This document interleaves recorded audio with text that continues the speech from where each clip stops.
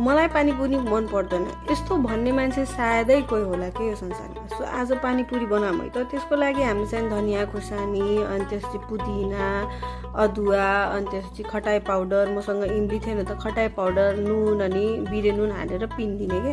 अनि त्यसलाई मिक्समा राखेर मजाले घुइँ गरिदिने। अर्कोतर्फ हामीले अलिकति जिरा भुट्छौँ। जिरा भुटेको जिराको फ्लेभर यस्तो मिठो हुन्छ नि। त्यसपछि त्यही पेस्टलाई हामीले चाहिँ त्यसमा पानी मजाले हाल्ने, भुटेको जिरा हाल्ने अनि त्यसपछि चाट मसाला मजाले राखिदिने, हिङ हाल्ने, मजाले हिङ हाल्ने अनि कागती निचारिदिने के फर द्याट एक्स्ट्रा के अलि अमिलो अमिलो पिरो पिरो टक्क भएको के। अनि अर्कोतर्फ आलु बनाउनलाई चाहिँ हामीले आलु उसान्छौँ। मटर नेपालगञ्जमा जेनरली युज गर्छौँ बट मलाई पर्सनली चाहिँ आलु मनपर्छ के। सो आलु हाल्ने, म्यास गर्ने, त्यसमा मजाले चटपटे छोप हाल्ने कि instant masala, it's damn good के। त्यसपछि त्यसमा भुटेको धनियाँ अनि जिरा हाल्ने, प्याज नुन अनि मसिनो गरी काटेको खुर्सानी र धनियाँ हालेर हाल्ने। त्यसपछि बजारबाट पानीपुरीको पुरी किन्ने किनभने घरमा बनाउने आँट छैन मसँग। त्यसपछि त्यसमा आलु भर्ने, पानीमा हाल्ने, ग्वाम कि ग्वाम खाने, ड्याम गुड।